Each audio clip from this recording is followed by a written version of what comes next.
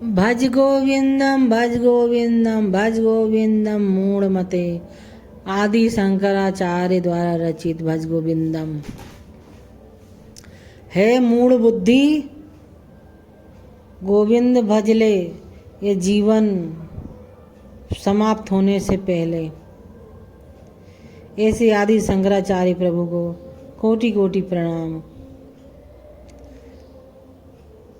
पूर्वाभास उन्हें हो चुका था, शंकराचार्य जी को पूर्वाभास हो गया था।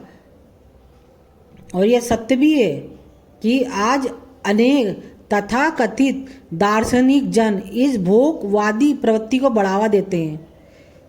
जैसे ओशो ने अपने लेखों में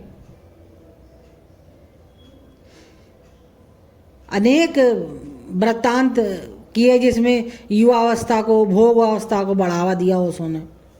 अच्छा कहा है। और राजा कुलशेखर प्राचीन राजा हुए जो इस तरह की प्रवृत्ति को गलत कहते हुए उसकी भर्त्सना कर रहे हैं और भोगवादी लोगों को सलाह दे रहे हैं। सलाह देते हुए कह रहे हैं, जब तक जवान हो तब तक जी भर का मौज कर लो, क्योंकि जीवन तो एक बार ही मिलता है।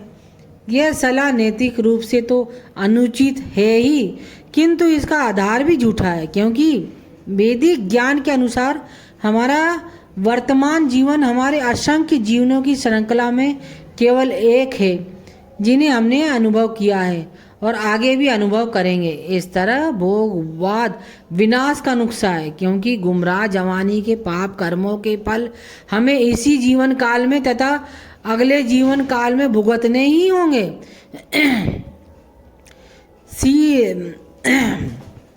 उनका प्रारब्ध हमारा पीछा कई जन्मों तक करता है।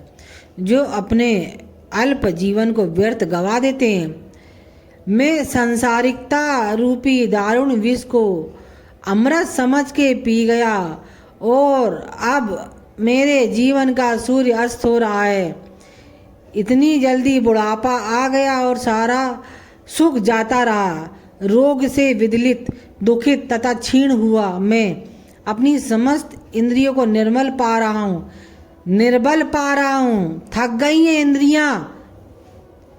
मेरा शरीर छिन्न भिन्न हो चुका है और समाप्त प्राय है, और मेरा उत्साह तरुणाई के आनंदों के अभाव में समाप्त हो गया है।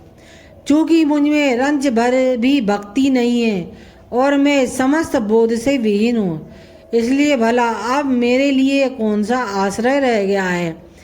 हे प्रभु, हे दीनानाथ स्वामी, हे पतितों के मित्र, केवल आप ही मेरी सहायता कर सकते हैं।